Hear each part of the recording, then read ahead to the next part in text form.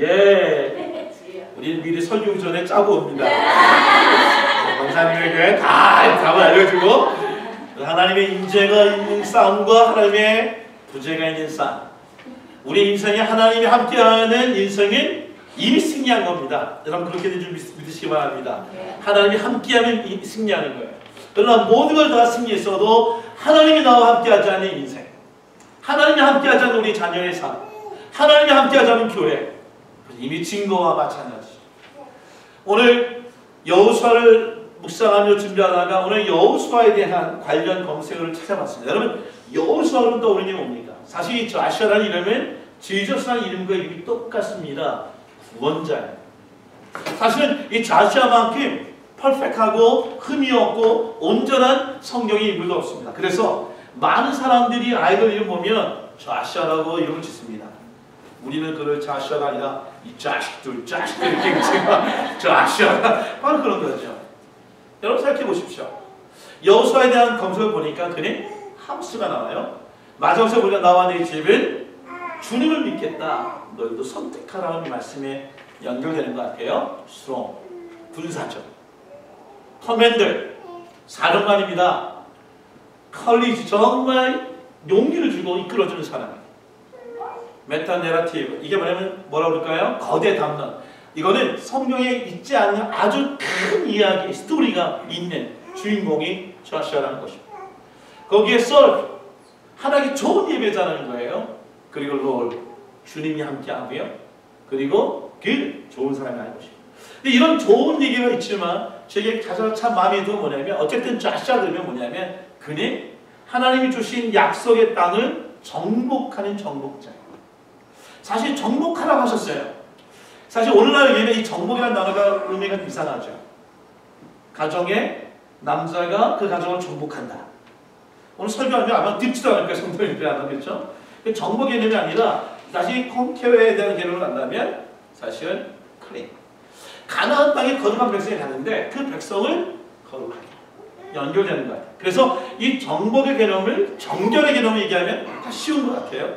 우리가 세상을 정복하라. 이게 뭐냐면 세상의 죄악에 만연되는 세상에 결박하지 말고 그들을 깨끗게 하라라는 거예요. 그래서 성경에 보면 요단강을 건널 때의 사건을 기억나시니까 저들이 새벽에 일어나서 거룩하게 몸을 가지고 참여합니다. 여리고서 갈 때는 할례식을 거행하면서 군사들에게 할례식을 거행해서 육신의 몸의 힘은 없지만 하나님의 능력을 거룩함을 갖고 전쟁에 참여하게 합니다. 아이성이 무너졌을 때에 그 성이 무너진 이유가 뭐냐? 저들이 하나님을 경외하지 않는, 하나님을 무시하는 그들에게 큰다라고 얘기하는 게 여러분 이만큼 완벽한 인물이 있을까요? 근데 오늘 성경에 보니까 여호수아 9장에 보니까 오늘 전혀 자시하게 일어나지 않은 일들이 일어납니다. 백성들이 여호수아를 향하여 원망합니다. 불평합니다. 여러분 원망과 불평은 언제라고 얘기했습니까? 이거는 요단 사건이 아니라 홍해 사건이에요. 애굽에 있을 때 하나님을 몰랐던 사람들의 얘기입니다. 홍해의 물을 보고 쫓아오는 그 애굽 군사를 우리를 이 홍해에서 수장시켜 죽이려 하느냐? 원망과 불평의 이야기들이에요. 근데 오늘 성경에 보니까 자시아를 두고 원망합니다. 뿐만 하나님 실망하셨어요. 여호수아에게 실망합니다. 실망전도 아니라 진노하셨다라고 얘기합니다. 여러분 이 여호수아의 예수라는 이름을 갖고 있는 이 완벽한 인물에게 오늘 백성들에게 원망과 불평을 듣고요. 하나님으로부터 실망과 진노를 받는 사건이 오늘 성경에 소개되고 있습니다. 이게 뭘까요? 이미 여러분 잘 알고 싶을 것은 뭐냐면 정복해야 할 대상을 정복하지 않고 그들과 컴프로마이즈, 정말 어떻게 볼까요? 타협을 두고 성경은 화친하였다고 얘기하지만 우상을 숭배하는 가나안 7족속 중에 하나인 휘족속, 그 휘족속 중에 한 부족이고 한 주민이 기브온 성에 있는 주민들과 화친의 계약을 맺음으로 말미암아 어떻게 됩니까? 그들을 치지 못하게 되는 사건이 벌어지게 됩니다. 여러분 이거 굉장히 하나님에게 봤을 때의 자신에 대한 엄청난 신망이에요. 성경에 보십시오. 여호수아의 입장에 보니까 하나님이 여호수아를 모세 대신 세울 때에 사실은 잘 생각해 보세요. 지팡이에 어떤 능력의 지팡이 주시지도 않았어요. 모세처럼 10개의 재앙을 일으킬 만한 역사도 보이지 않았었어요. 호렙산에서 불떨기 같은 그런 불의 징조도 보이지 않았어요. 뱀을 잡았을 때에 그것이 지팡이가 되고 지팡이 되었을 때 뱀된 멱살도 없었어요. 손이 딱 했을 때 문둥병처럼 변하지 않았어요. 그러니까 표적과 기사를 보여줄 게 하나도 없습니다. 근데 준 것이 있어요. 뭐죠? 네가 나의 말씀을 지키기만 하면, 네가 내 율법을 지키기만 하면 내가 너에게 주리한 이 땅을 이 백성에게 차지하게 하리라 라는 약속입니다. 근데 이 약속이 또 다른 면이 있어요. 그러나 율법을 다 지키지 못한다면, 거꾸로 얘기하면 내가 너에게 명한 모든 걸 지키지 못한다면 어떤 것이 있습니까? 양면이 있는 거죠. 하나님 실망하시고 백성의 원망을 듣고 하나님의 진노가 임할 수 있다고 얘기하는 것입니다. 아마 여호수아의 이 사건은 좀 구장은 좀 지워버리고 싶은 책일 거예요. 되돌리고 싶은 사건일 거예요. 오늘 성경에서 기록하고 있습니다. 여러분 보십시오. 여호수아의 9장에 여러분 왜 이렇게 이런 사건이 일어났을까요? 왜 여호수아는 하나님이 그렇게 명령하시고 그렇게 진행하고 주셨는데 왜 그것을 어기고 오늘도 기브온 족속과 확신을 맺어서 하나님으로부터 진노를 받게 되었을까요? 왜 후회되는 인생을 살게 되었을까요? 첫 번째 이겁니다. 오늘 여호수아는 기브온 족속을 만났을 때에 겉으로 모양을 보고 판단하여 그들에게 속아 넘어갔기 때문에 그렇습니다. 보십시오. 기브온 주민들은 가나안 족속이에요. 그러니까 아이 성에서 약 10km밖에 안 되는 거리에 살고 있는 주민이에요. 근데 그들이 오늘 이 여호와 하나님의 얘기를 듣고 난 다음에 두려워 떨리니까 어떻게 합니까? 꾀를 내어 변장을 합니다. 그래서 마치 먼 나라에서 온 것처럼. 그래서 난 가나안에 살고 있는 사람이 아니라 아우러브 가나안 밖에서 찾아온 것처럼 만들기 위해 일부러 헤어진 전대, 헤어진 가죽 포도주 부대, 헤어진 신발, 헤어진 옷, 그리고 곰팡이 난 떡을 가지고 오늘 여호수아를 찾아옵니다. 그러니까 당연히 속죠. 이렇게 하고 올 수 있는 사람이 누구냐? 이 사람은 여기 가나안 땅에 사는 사람이 아니라 먼 곳에서 있는 사람이라고 생각할 수 있는 것입니다. 여러분, 우리는 지금 보는 겉모습 때문에 인생의 후회할 일들을 혹시 하신 것은 없습니다. 겉모양으로 판단하고 겉모습 때문에 그렇게 인생에 돌아가고 싶은 그런 사건들이 있지는 않았습니다. 저는 정말 수없이 많은 것 같아요. 정말 많은 것 같아요.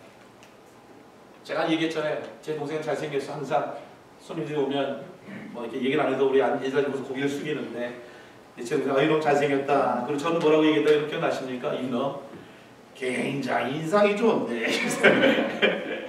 그래서 저는 기본적으로 아주 예쁜 부모님과 잘생긴 부모로 태어난 아이들에 대한 열등감을 늘 갖고 있었어요. 선생님들이 그런 아이들 되게 좋아해요. 그러니까 겉으로 보이는 걸 좋아합니다. 저도 우리 부모님 안 만났으면 이렇게 태어난 리가 없지 않습니까? 좀 키가 크셨고 저희 아버지 159시거든요. 이 정도면 괜찮은 거죠. 국졸이세요, 국졸. 어머니가 더 크시고요. 제 와이프가 제가 항상 당신의 얼굴에 눈이 꼭 엄마를 닮았어. 시어머니 닮았고 뭐 나무라고요. 눈이 찢어지고요. 입술 튀어나와요. 이 모습. 어떻게 하는 거예요? 어떻게 하나요? 우리는 어쨌든 겉모습으로 판단되는 일이 많아요. 근데 보세요. 여호수아만 그랬을까요? 세상에 마지막 사사이면서 최초의 선제로 불리는 인물이 있습니다. 누군지 아십니까? 그 사람이 사무엘입니다. 사무엘을 보니까, 사무엘 신조 보니까 하나님이 사울을 왕으로 세우는 것을 후회하셨어요. 그래서 그는 오늘 사무엘 보내면서 너가 이세계 가서 이세 자녀들 중에 내가 선택해놓은 왕의 후보자를 선택해오라고 얘기합니다. 기름을 주라고 얘기합니다. 사무엘이 기도하는 사람이에요. 하나님이 영안 있는 사람이에요. 겉을 보는 사람이 아니에요. 근데 어떻습니까? 가서 봤을 때 이세 본 첫 아들 엘리야를 보고 그를 보고 마음에 들어서 여호와의 경부자가 이사야니까 묻습니다. 하나님이 아니라고 얘기해요. 둘째 아들 보니까 키도 크고 건장 성격자 생겼겠지만 잘생겼어요. 이자이니까 아니라고 얘기합니다. 결국 이자이니까 결국 안 되고 된 게 뭐냐? 마지막 외소해 보이는 다윗을 그자다라고 얘기를 듣고 그 얘기 기름 보고 마무시합니다. 그때 뭐라고 얘기하죠? 여호와께 사람에게 이렇게 얘기합니다. 정말 영적인 사람이지만 그의 용모와 키를 보지 말고 뭐라 합니까? 사람 외모를 보지만 나의 중심을 보인다. 라고 말씀하십니다. 오늘 성경에 나오는 여호수아는 기브온의 외모를 보고 그의 중심을 보지 못하여 속아 넘어져서 화친하여 정복하지 못하고 후회스러운 인생의 사건을 겪었다는 것입니다. 제가 오늘 정전사님이랑 나는 사모님이 가장 은혜를 많이 받을 거라고 얘기를 했기 때문에 은혜를 끼치기 위해서도 질문해야 될 것 같아요. 나는 사모님 무엇을 보고 배우자를 결정하셨어요? 마음! 외모가 아니라 중심을 봐. 아니, 정전사님 어떻게 배우자를 보셨어요? 외모. 그래서 속았군요. 김범영자님, 미량자매는 뭘 보고 결혼하셨어요? 뭐가 좋으셔서 배우자를 삼으셨어요? 설교 너무 부담 갖지 말고. 뭐가 제일 좋으셨어요? 전체적으로. 미량자매는 어떠세요? 남편은 어떻게 만나셨어요? 뭐가 좋으셨어요? 직업이 마음에 들었어요. 여러분 중요한 거예요. 직업, 외모, 학위, 그 다음에 스펙. 생각해보면 지금 우리는 그 모든 것이 뉴스되어 있어요. 제가 규장의 책을 살 때보다 분노가 일어나죠. 온라인 보고서 샀을 때에 이 생각하는 이 광고 마케팅의 책과 내용이 전혀 다른 것을 볼 때에 오늘도 또 돈을 날렸구나. 여러분 무엇을 보고 교회를 결정하셨어요? 연석행정님, 열방교회에 나오신 최고의 제일 결정된 이유가 뭡니까? 안젤라가 원수처럼 안젤라. 이게 생각을 평소에 이렇게 갖고 있다가 속에서 팍 나온 거예요. 안젤라 자매님만 안 만났으면. 나경 자매는 우리 열방교회 왜 나오세요? 왜 못해 나오세요? 제가 이런 거에 속아 넘어갈 사람이 아니야. 말과 외모나 듣는 게 아니라. 제가 우리 연미사님한테 그랬어요. 연미사, 임종욱 얘기했더니 임종욱 장님이 그러더라고요. 어떻게 남편이랑 결혼했어요? 그랬더니 딱 그러더라고요. 남편의 목소리가 좋아서. 남편을 듣는 거예요. 그 듣거나 보거나 보여지는 것들 때문에 우리 움직이는 것들이에요. 잘 생각해보세요. 근데 보세요. 우리가 전도사를 청빙할 때 우리 김지원 여사를 제가 왜 청빙했을까요? 아니요, 운동을 잘해서. 농구를 잘하더라고요. 우리가 왜 김장훈 장로를 세웠을까요? 그러면 속아요. 이거 우리가 놓을 수 없는 거예요. 지금 그렇게 얘기해도 외모를 놓을 수가 없어요. 잘생기고 놓을 수가 없는 거예요. 우리 인생에. 왜? 장로를 왜 장로를 세웠을 것 같아요? 많은 겸손해졌어요. 한 번 더 물어보면 더 낮아질 것 같아서 못 물어보고 있어. 아이들 학교로 왜 그 학교를 정하셨어요? 왜 그 사람이 며느리라고 생각했어요? 왜 그 사람이 사익이라고 생각했어요? 왜 그 직장을 선택하셨어요? 사실 이게 다 보이는 것들이에요. 생각해 보십시오. 2006년도에 NBA 드래프트 7순위로 지명된 인물이 있습니다. 키가 191cm고요. 몸무게가 78kg였습니다.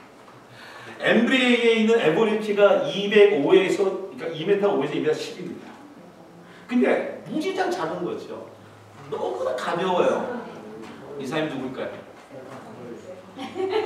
여러분들은 그냥 설교 듣자도 내 마음을 보고 있을 것 같아요. 그 다음에 외모 작지만 골든스테이트에서 7순위로 지명했어요. 10년 전에. 근데 2006년대는 보잘것없는 인물이지만 2016년, 10년대 어떻습니까? 그는 NBA 전체 MVP를 받습니다. 이게 그의 신발입니다. 그의 신발에 뭘 적혀있는지 아십니까? 보세요. 여기 있는 4, 13이 써있습니다. 이게 뭘까요? 이 속의 뒷면을 보면 이겁니다. 내게 능력 주신 자에게 내가 모든 것을 할 수 있는 I can do all things through Jesus. 그가 당연히 신었던 신발이에요. 이 신발이 뭐라고 쓰세요? 로마서 8장 28절 우리가 알거니와 하나님을 사랑하는 자 곧 그의 뜻대로 부르심을 입은 자들에게는 모든 것이 합력하여 선을 이루리라. 그러니까 그의 인생이 뭐냐면 자기는 왜소하고 작고 연약하지만 뭐냐 하나님이 나와 합력하여 선을 이루신다라고 하는 그 내면에 하나님이 계셨기 때문에 그가 10년 뒤에 전혀 다른 모습으로 변하게 된 것입니다. 상범님 왜 지금 복음대교에서 울면 난 어떻게 하라고 그래요? 하품 자제해주려고. 자 보세요. 고린도후서 4장 16절에 이런 말씀이 있습니다. 뭐라고 얘기합니까? 같이 한번 읽어봅시다. 자, 시작. 그러므로 우리가 낙심하지 아니하노니 우리의 겉사람은 낡아지나 우리의 속사람은 날로 새로워지리다. 우리가 잠시 받는 환난에 경험한 것이 지극히 크고 영원한 영광이 중한 것을 우리에게 이르하느니 우리가 주목하는 것을 보이는 것이 아니요 보이지 않는 것이니 보이는 것은 잠깐이요 보이지 않는 것은 영원합니다. 저는 이 말씀을 믿습니다. 하나님이 여호수아에게 줬던 이것을 잃어버린 거예요. 그래서 겉으로 보고 결정하고 이 사람일 것 같아서 이 사람이 뭔가 될 것 같아서 이것이 후회를 갖고 이것이 돌아가고 싶은 정말 영화처럼 나 다시 돌아갈래 하고 외치는 그 영화의 한 주인공이 나라고 생각할 수 있지 않겠습니까?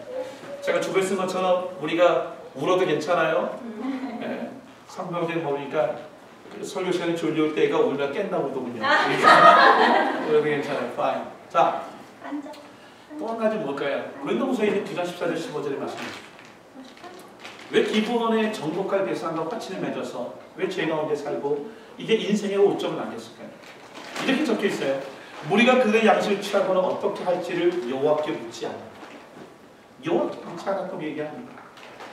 겉으로는 볼 때 넘어질 수 있어요. 근데 보세요. 성경 앞에 보면 의심이 났어요. 어떻게 먼 나라에서 뭘 때문에 자기가 찾아왔는지 이해가 되지 않아요. 왜? 전쟁의 대상이 아니까. 근데 의심하였지만 어떻습니까? 신경 쓰지 않고 여호와께 묻지 않습니다. 우리 인생이 그래요. 살다 보면 이것일까? 저것일까? 해야 할까 말까라는 그런 고민을 많이 하는데 그때 마치 우리는 하나님께 기도하지 않는 것과 똑같은 거 얘기합니다. 영어 성경 보면 NASB 보니까 do not ask한 단어를 쓰고 있어요. 이 do not ask한 단어는 뭐냐면 성경에 묻다가 아니라 이 ask한 단어는 기도하다라는 거예요. 울부짖다라는 거예요. NLT 성경 보니까 did not consult, 이 consult라는 볼 때 항상 하나님의 말씀을 묵상하고 주님과 함께 동행하는 자들이 하는 거라면 그것을 컨설팅이라고 얘기합니다. 그러니까 말씀과의 교제가 없고 기도 가운데 연락이 없으니 건데 이생합니까?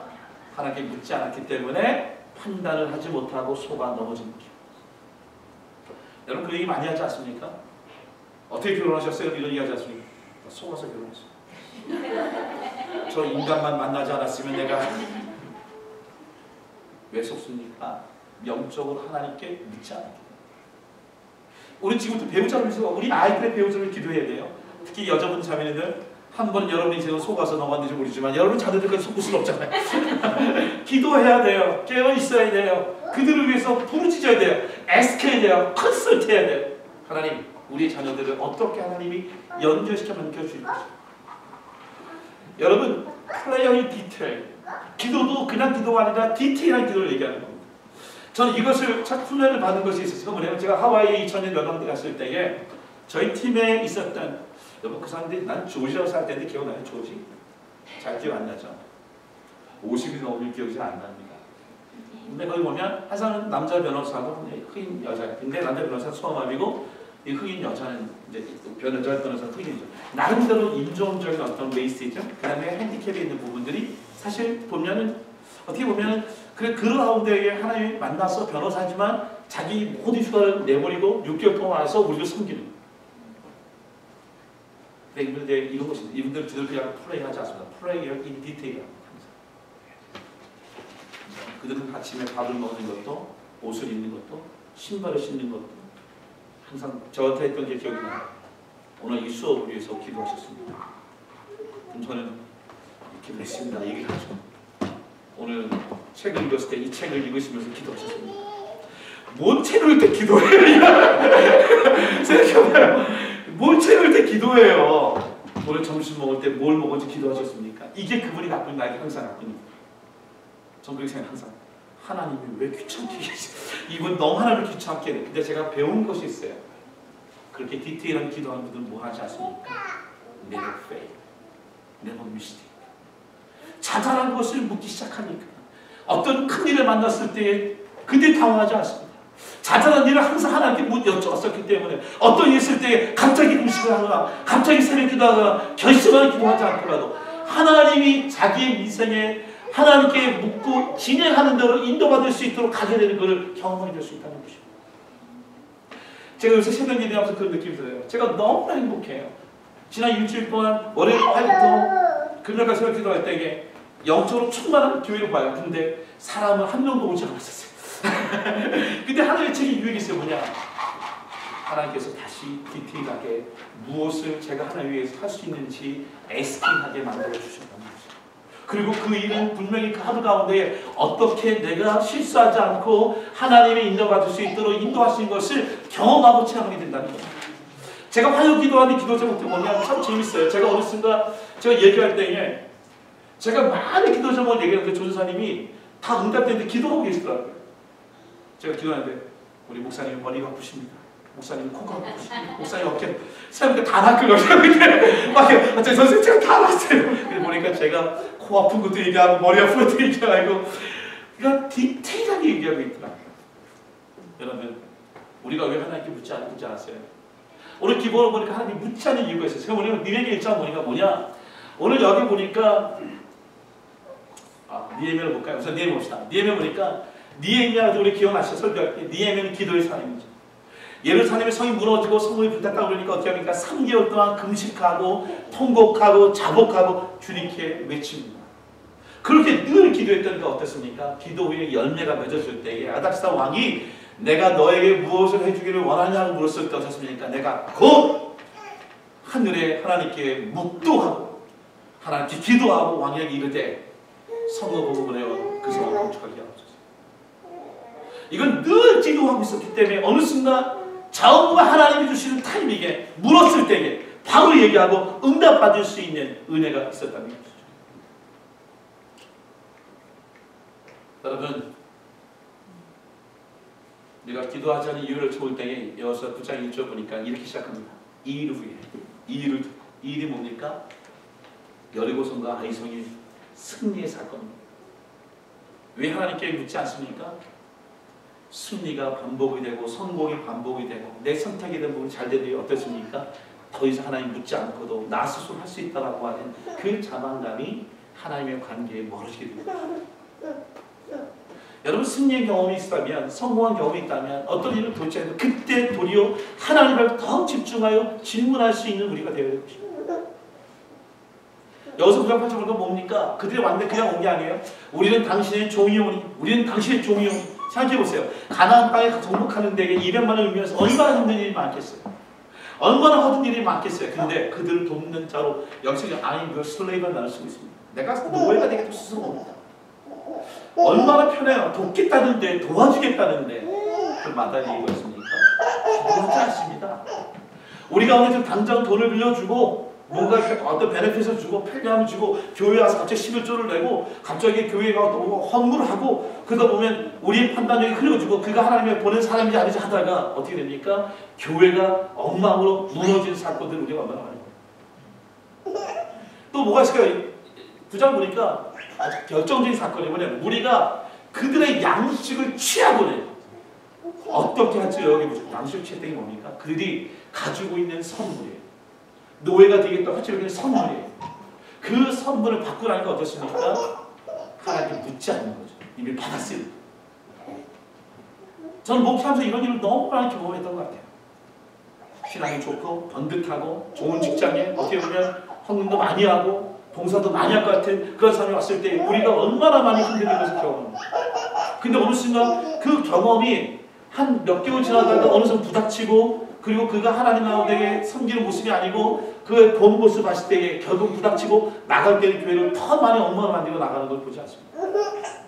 제가 결심한 게 있어요. 그건 뭐냐면 하나님 우리 교회 찬양 사역자는 하나님 많은 사람을 바꾸는 것이 아니라 뭐 자문은 그렇게 얘기하시니까 노래를 잘 못하신다고 늘 얘기하시니까 근데 내가 이러는 거 아니에요. 영적으로 깨어있으면서 하나님과 교통하는 자가 예배자로 온전히 찬양이 인도하고 흔들리지 않는다. 여러분 두 교회의 공통점이 뭘까요? 여러분 이 교회 이름이 뭔지 아십니까? 대구에서 오신 분들 잘 모르실 수 있어요. 정말 이게 무슨 교회입니까 이거? 진짜 몰라요? 충영교 충영 간단히 충영교. 이게 무슨 교회입니까? 예? 소망교회. 오렌지 파지 오렌지 파지. 이 교회 공통점이 뭘까요? 두 가지가 있습니다. 첫째 뭐죠? 이렇게 대형 교회인데 고난동에는 한국에 영향력 끼쳤던 한국 교회에 본입던 교회. 근데 지금 어떻습니까? 지금 우리가 이름도 할 수 없는 교회. 두 번째 공부 좀 볼까요? 한국의 두 분의 대통령을 장로로 배출한 교회. 청년교회는 김영삼 장로님, 소망교회는 저는 어떤 대통령의 어떤 평가자는 게 아니라 잘 생각해 보십시오. 그 생각하죠. 정말 목사님들이 깨어 있으면서 그분들을 장로로 세웠을까? 정말 저들이 하나님의 중심을 보고 그들이 하나님이 꼭 필요한 사람이기 때문에 세웠을까? 아니면 배경에 힘에 권력에 이 사람이 하나 들어오면 그렇게 어떤 뭔가 좀 벙까버져 그다음 세웠을까라는 생각이 듭니다. 여러분, 우리가 왜 그렇습니까? 어떤 목사가 어쩌면 이들이 갖고 있는 양식을 받고 어떤 이들이 갖고 있는 유익을 얻고 이들이 갖고 있는 겉으로 보이는 베네핏 때문에 그것을 갖고서 있다 결국은 하나님께 묻지 아니하고 그냥 어떻습니까? 교회가 한국 교회에 점점 사라져버리고 영향 없는 교회로 되어질 수 있었다고 생각합니다. 다 추측입니다. 여기서 구장을 보십시오. 근데 이렇게 실망스럽고 되돌아가고 싶고 후회스러운 사건이 있었는데 오늘 이것을 두고 우리는 좀 지우고 싶은데 끝내고 싶은데 어떻게 부부 생활하면 이제는 이게 잘못된 만남이라면 이제 좀 끝내고 싶은데 어떤 잘못된 교회를 내가 들어왔을 때 내가 이제 그만 나를 옮기고 싶은데 어떤 모습인지 몰라요. 이제 인생 가운데 그런 마음을 갖고 있는데 오늘 여호수아 9장 10절에 전혀 딴 소리를 하나님 하고 계신 거예요. 어떤 얘기야? 이런 얘기합니다. 같이 한번 읽어봅시다. 이렇게 해서 시작. 모든 족장이 오늘 회중에게 이르되 우리가 이스라엘의 하나님 여호와를 그들에게 맹세하였은즉 이제 그들을 건들지 못하리라. 진짜 어려운 얘기예요. 제가 남의 예를 드리는 것보다 우리 와이프랑 저 예를 들면 편하겠죠? 저한테는 결혼이 행운이죠. 만약에 더 듣죠? 근데 늘 행운만은 아닐 수 있을 거예요. 지난 25년의 인생 가운데. 근데 어떻습니까? 살다 보면 갈등이 있을 수 있고 헤어지고 싶은 마음도 있고 그리고 안 맞는 부분도 있고 돌이키고 싶은 마음이 있을 수도 있어요. 우리 와이프도 LA의 키 큰 내 친구 목사를 생각할 수도 있어요. 우리 아이들은 늘 생각하니까. 근데 어떠니까 그들을 건드리지 못하게 하나요. 잘못된 약속이든 정말 속아서 한 얘기도 보다 이것이 너희가 하나님의 이름으로 크리스찬으로서 맹세한 결혼이라면 맹세한 관계라면 결정한 교회라면 동업이라면 그것은 뭐다? 그것에 대한 책임을 지고 그들을 가운데 함께 머물 수 있도록 하라는 겁니다. 건들지 말기. 여러분 도박의 죄가 회개하면 용서받습니까? 안 받습니까? 알아요? 당신의 상봉에 용서받습니까? 맞죠? 외도를 하면 죄 용서받습니까? 안 받습니까?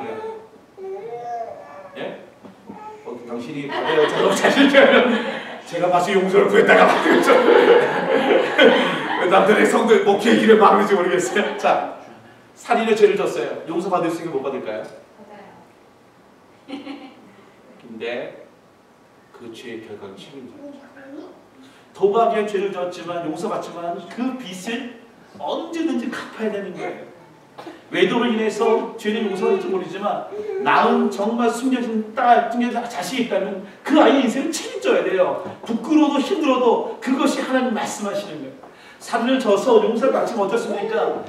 법정에서 선고되고 감옥에 들어가고 그 사형 선고 나면 죽어야 돼요. 이게 갖고 있는 원리예요. 여러분 이 영화 보면서 분노한 거 기억나지 않습니까? 미장의 영화 보면 신이라는 인물이 나옵니다. 자기 아들 유괴했어요. 죽였어요. 근데 어떤 이상입니까? 이게 용서가 안 되는 거예요. 그래서 교회가 살기 뭐냐면 이 분노, 이 복수하고 싶은 게 너무 힘든 거예요. 계속 용서하라고 얘기하죠. 예수 그리스도 당신의 죄를 위해서 용서했다는 얘기를 받아들이지 않는 거예요. 너무 괴로웠어요. 너무 순간. 성령 역사에서 그 마음이 예수 그리스도 나의 죄를 용서했다는 걸 받아줬어요. 그리고 그게 자유하는 것이 뭐냐? 내가 용서받는 것을 누굴 다시 용서해야지만 완전히 릴리스된 걸 알게 되었어요. 그래서 어떻게 합니까? 감옥에 갑니다. 정말 얼마나 힘들어요. 그리고 뭘 얘기하면 하나님 내 죄를 용서해 주셨듯이 당신이 내 아이를 유괴해 죽였지만 하나님이 당신의 죄도 용서하라고 해서 내가 당신 용서합니다 라는 얘기하러 가는 거예요. 근데 뭐라고 얘기합니까? 그 감옥에 있던 사람이 얼굴 표정이 빨개. 그리고 이 자매를 만나면서 이게 뭡니까? 이렇게 얘기합니다. 하나님께서 내 죄를 이미 용서하셨습니다. 그리고 그 여자는 미쳐버립니다. 아이의 엄마는 용서하지 않았는데 어떻게 하나님이 용서할 수 있냐는 거예요. 그리고 이 소리가 교회를 향하여 던지는 메시지. 값싼 은혜에 대해 던지는 얘기예요. 하나님은 그런 얘기가 아니거든요. 우리가 잘 알다시피 그 죄값을 예수 그리스도가 십자가에서 죽으심으로 말미암아 우리의 죄를 살려주셨기 때문에 너희도 서로 용서하라고 얘기하십니다. 우리가 착각할 때가 있어요. 배우자에게, 남편, 아내에게 모든 것을 다 하고 난 다음에 한 얘기가 뭐예요? 하나님이 내 죄를 용서해 줬다는 거예요. No! 그건 용서가 아니죠. 배우자에게 용서를 친구와의 도박관계에서 내가 도박해서 왕죄를 졌어요. 하나님 용서해. No! 용서한 게 아니죠. 살인했어요. 하나님 아니죠. 그 가족에게 무릎 꿇고 빌어야죠. 용서를 기브온 족속과 어떻게든 속아서 했든 겉으로 눈이 씌우든 기도하지 않든 약속을 맺었다면 그 약속을 하나님은 지키신다는 거예요. 이게 무서운 거예요. 그래서 우리는 함부로 맹세하지 말라 라고 얘기하시는 거예요. 생각해 보십시오. 여호수아는 10장에 보십시오. 기브온 사람들이 우리 읽자는 본문인데 전쟁이 났습니다. 왜냐하면 기브온 족속이 여호수아와 화해를 했다고 그러니까 같은 아모리 족속의 사람들이 이 분노를 이렇게 개발했잖아요. 그래서 다섯 왕들이 기브온의 성을 쳐들어간 거예요. 이 싸움은 끝난 게임입니다. 근데 어떻습니까? 한국과 중국이 만약에 화친을 맺었어요. 강한 나라와 작은 나라 화친 맺은 조건이 뭡니까? 작은 나라는 큰 나라에 뭘 바쳐요? 조공을 바치고 큰 나라는 작은 나라에 뭡니까? 보호해 주는 거죠. 근데 보세요. 지금 기브온에게 속아서 지금 조약을 맺은 거예요. 근데 여호수아의 태도가 뭔지 아세요? 이렇게 얘기합니다.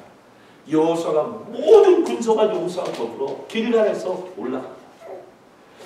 지금 이스라엘 백성이 아니에요. 그냥 기브온이라고 하는 가나안 정복할 대상이에요. 근데 하나님의 이름으로 화친했기 때문에 그를 위해 죽어주러 나서 싸우는 겁니다. 근데 보십시오. 성경에 놀라운 이건 다 아실 겁니다. 태양이 멈추고 달이 멈추고 하나님이 승리했던 최고의 전쟁이 있습니다.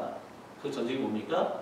바로 여호수아가 기브온의 족속을 살리기 위해 자기의 백성을 죽여가며 싸웠던 전쟁이 그 전쟁에서 태양이 멈추고 달이 멈추는 사건을 이뤘던 것입니다. 이건 누구를 위한 싸움이었어요? 기브온을 살리기 위한 싸움이었어요. 근데 성경 뭐라고 적혀있냐? 몇 마디 얘기 시작했습니다. 이는 여호와께서 이스라엘을 위하여 싸우셨습니다. 어떤 얘기예요? 이제 더 이상 기브온은 너희에 있는 가나안의 부족이 이방이 아니라 나의 백성이라 선포하십니다. 여러분 보십시오. 여호수아의 구절을 보니까 이제 그들을 건들 수 없어요. 근데 보세요. 죽일 수는 없지만 그들을 됐을 때에 하나님이 어떻게 하시나요? 놀라운 겁니다. 그들을 어떻게 합니까? 이스라엘을 받았을 때에 여호와께 택하신 것, 여호와의 제단을 위하여 나무를 패며 물을 깃는 것을 그들에게 사명을 주었습니다. 잘 보세요. 성전에서 제사 드릴 때 나무를 패고 물을 깃는 것은 누가 했습니까? 그것은 선택받은 레위 지파가 하는 것이었습니다. 어떤 얘기예요? 이 기브온 사람들은 바알의 신앙을 섬기는 사람이에요. 어떤 얘기입니까? 들어오면 당연히 바알의 제사를 드리고 섞이다 보면 다시 말하면 이 큰일에 이 정결의 문제 때문에 다 죄 가운데 있을 걸 아시니까 하나님이 어떻게 했냐? 엄청난 일을 한 거야. 그들이 하나님을 제사할 수 있는 제사장으로 그 역할을 할 수 있도록 만들어 주시고 그들을 하나님의 백성으로 변화시켜 주셨다는 거죠. 이게 어려움이 이렇게 얘기하는 거예요. 하나님께서 나 같은 사람을 목사로 만든 이유가 뭘까 늘 생각해봐요. 기브온 같은 사람을 하나님의 제사의 일을 맡겨주심으로 말미암아 세상으로 나가지 않고 죄짓지 않고 하나님의 일 가운데 머물러 있기 때문에 주님의 일을 할 수 있도록 만들어 주셨다는 것입니다. 여호수아에 보면 이런 말 너무 많아요. 제가 시간상 그냥 갈 때 넘어갈게요. 여러분 보십시오. 그들이 갖고 있는 그 기브온 성을 레위 지파에게 건네줍니다. 보세요. 오늘 솔로몬은 1,000번의 제사를 드립니다. 1천번의 제사 가운데 지혜의 선물을 받아서 그곳이 어디입니까? 기브온의 산장입니다. 언약궤가 법궤가 바벨을 갔다가 다시 돌아왔을 때에 다윗 성으로 들어가지 못해서 20년이 있습니다. 그때 머물러 있던 성이 어디입니까? 기럇 여아림이라는 기럇 여아림이 뭐냐? 바로 기브온의 도성에 법궤가 머무르게 하셨어요. 성벽이 무너졌을 때 니에미아가 성명을 할 때에 기브온 사람들이 성벽을 짓도록 만들어 주신 거예요. 보세요. 그는 철저하게 가나안 부족으로 정복될 대상이었는데 우리에게는 지금 사탄의 자식이고 세상의 자식이고 죄인에도 불구하고 어떻습니까? 어떤 면에 하나님의 말씀과 하지 못하고 속아서 겉으로 멀어서 그래서 실수하여 죄 가운데 그들이 하나님과 화치를 맺었을지라도 포기하지 아니하시고 버리지 아니하시고 하나님이 진노하지 아니하시고 그들 하나님의 백성으로 바꾸어 주시는 것이 하나님의 뜻이라고 얘기하고 있는 것입니다. 여러분 약속이 있습니다. 약속이 너무 중요합니다. 사무엘하 21장 보면 다윗 시대에 3년 동안 기근이 있어요. 그 기근이 당하자 왜 그런가 보니까 사울이 기브온 사람들을 죽였다는 것이 드러납니다. 하나님 뭐라고 얘기하셨죠? 기브온 족속을 죽이지 말기 위해서 사울이 어긴 거예요. 그래서 다윗에게 와서 사울에 어겼습니다 했을 때 다윗이 어떻게 한 줄 압니까? 하나님의 약속이기 때문에 자기 아들, 자기의 친구 요나단과 그 다음에 우리가 아미나답이라고 하는 가장 친한 그 사울의 아들을 줄 수는 없더라도 사울의 사람 7명을 목매고 죽을 수 있도록 왕이 되어 주었다고 얘기합니다. 왜요? 그게 하나님의 약속이었다. 여러분 이것의 공통점이 뭘까요? 동성애, 송구영신, 학생의 수양회, 군대 생활, 합의취득, 결혼사야, 아기 임식, 교수 임명, 개업 예배, 목사 전원 이게 공통점이 뭘까요? 이해가 안 돼요? 하나님 우리에게 아이만 주시면 한월산 기도원 가서 막 기도하다가 하나님 내가 뭐가 되겠습니다. 기억나세요? 내가 이번에 교수 임명에 이 직장에 채용이 되기만 하면 약속을 지키지 못하면 어떤 일이 나니까 성경에 신명 28장 축복이 장이 아니에요. 너희가 약속을 지키면 축복을 받지만 약속을 지키지 않으면 뭐예요? 저주를 받습니다. 여러분 우리 이때까지 하나님께 했던 약속도 기억나십니까? 아니면 다 잊어버렸습니까? 하고도 잊어버리고 있습니다. 여러분 참 어려운 일이지만 열방교회 제가 건축할 때에 약정했던 분들이 있습니다. 참 어려운 일인데 약정하고 하나님께 하고 못했을 때에 그분들의 인생을 제가 아닙니다. 참 어려운 일. 하나님께 서원했을 때에 이거는 돈의 문제뿐만 아니라 자식의 문제, 인생의 문제 모두가 하나님께 약속을 합니다. 그것이 억지로 했고 얼떨결에 하든 속아서 하든 잘 모르고 했든 간에 하나님과 했던 모든 약속을 우리가 지켜야 합니다. 하나님께서 우리에게 향한 하나님의 내 백성으로 인정해 주신다는 것입니다. 제 설교 끝날 때 오늘 인상이 막 어두워질 것 같아요. 목사님 이런 설교하고 내 약속을 지키지 못하는 거. 복음 얘기합니다. 창세 15장 이런 말씀이 있습니다. 이 사건은 하나님이 아브라함에게 가나안 땅을 주겠다고 하는 약속의 메시지입니다. 500년 뒤에 이게 약속합니다. 그래서 오늘 아브라함과 함께 언약을 합니다. 언약식.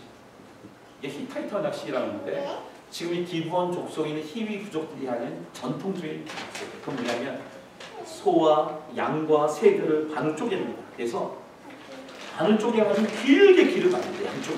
여러분 반쪽에 있으면 얼마나 피가 큰 거 나죠?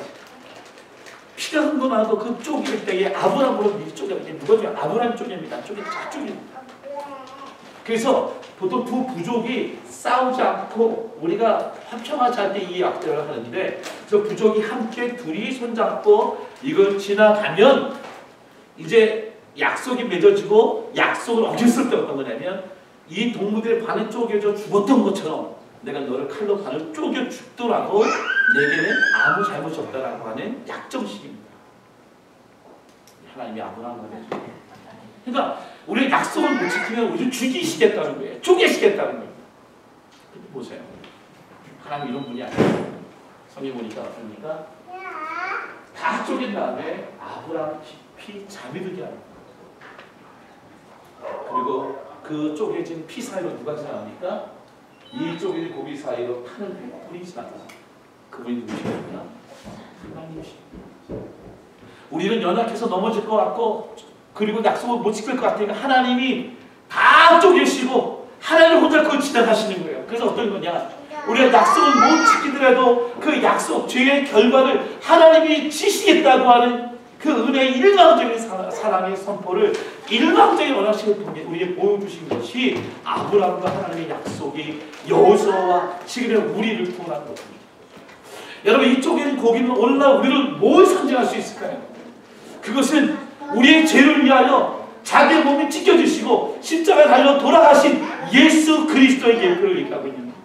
그의 살이 찢겨지고 그리고 그의 어떤 피를 흘리고 이 쪼개진 이 사건을 통해서 우리가 하나님과의 약속을 지키지 못할지라도 우리가 죄를 지을지라도 넘어질지라도 하나님께서 이 약속의 책임을 너에게 묻지 아니하시고 예수 그리스도에게 물으심으로 말미암아 우리를 구원해 주시고 그 모든 책임을 하나님이 져주시겠다고 약속해 주시는 것입니다. 말씀 정리합니다. 여러분 자시아에게 여러분 기억나지만 제가 안 보여준 게 있어요. 그게 뭐냐면 이겁니다. 자시아의 캐릭터 중에 하나가 언체인징이라는 것이 있었어요. 제가 너무나 좋았어요. 설교 중에 뭡니까? 자시아가 갖고 있는 참 좋은 하나의 변함이 없습니다. 돌이키지 않습니다. 자기 불편하고 어렵고 창피하고 그렇게 하나님을 볼 때에 연약한지 모르지만 하나님이 주신 것이라면 믿고 그 길을 따라. 여러분 가정 간의 부부 가운데 또 가족 가운데에 또는 직장 동료 가운데 목사와 장로가 성도와 성도들이 우리의 만남이 잘못된 만남인 것처럼 아니면 우리가 어떤 실수로 만난 것처럼 실수로 교회 성도가 그런 고민을 많이 가지고 있습니다. 그것까지도 하나님 돌려놓으십시오. 뭡니까? 그 약속까지도 책임을 지는 하나님을 바라보면서 연약한 우리들이 서로 사랑하며 도우며 교회를 이루고 가정을 이루고 삶을 이루고 여러분의 참 직장을 이루어갈 수 있는 저와 여러분 되기를 주의 이름으로 축원합니다. 아멘. 예, 말씀을 정리합니다. 오늘 설교 제목이 무엇이었죠? 후예수로도 돌아가는 것. 우리 옆 사람 보면서 이렇게 후예수로도 돌아가는 것. 자, 시작. 후예수로도 돌아가지 마. 여보, 나 오늘 쏟았어 그거. 아니 답이 없어요. 오늘 점심 갖고 가 쏟았는데 후예수로도 돌아가지 맙시다. 자노님. 열받게 잠도가 힘들지만 후회스럽지도 돌아가지 맙시다. 돌아갈 데가 없어요. 윤기석 집사님 장로로 이제 빅택을 받아서 갈 텐데 후회스럽더라도 돌아가지 맙시다.